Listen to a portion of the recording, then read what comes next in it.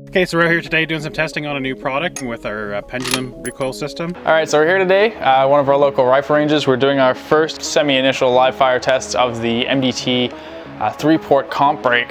The 4-port seems to be the ideal amount of ports that you need. We thought we had it about a year ago, and we discovered a whole different can of worms. We wanted to go take a look at, how hot you can actually get a barrel and how fast it will actually burn out.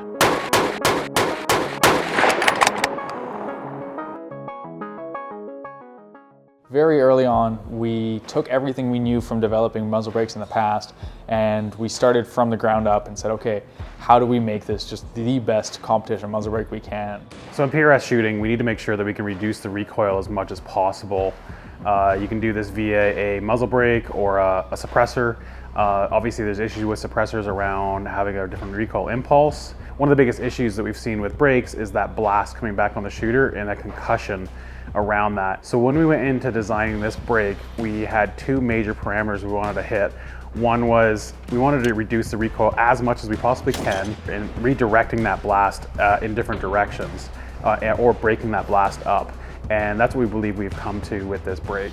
We started off with computer fluid dynamic analysis of 3D models, and we tried doing a bunch of different things. We tested bore diameter, port size, port angle, different calibers, different pressures to see basically if there was any convergence on what would build the best brake theoretically. And we started going through a lot of early development, trial and error, basically just blowing talcum powder through brakes, getting some slow-mo footage of them, seeing how different elements reacted with particles. And we started breaking down the important parts of a brake before we started machining a single thing. We also then took some of the brakes and we actually wanted to look inside to see what the internal high-speed gases were doing as they were exiting the muzzle, and we cut the top off a brake and put a Lexan sheet in there and started looking into the brake as best we could to view the internal geometry under that actual blast moment. So with all the different techniques we used to try and mitigate that sound going back to the shooter, one of the concerns we had was carbon buildup in that brake.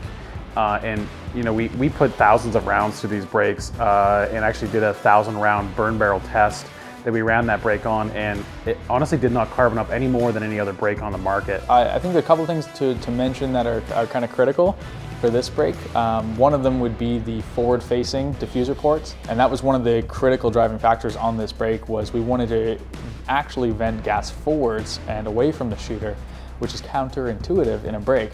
However, we found that by venting the gas forward, you were actually able to cut even more of that concussion that was blasting back at the shooter.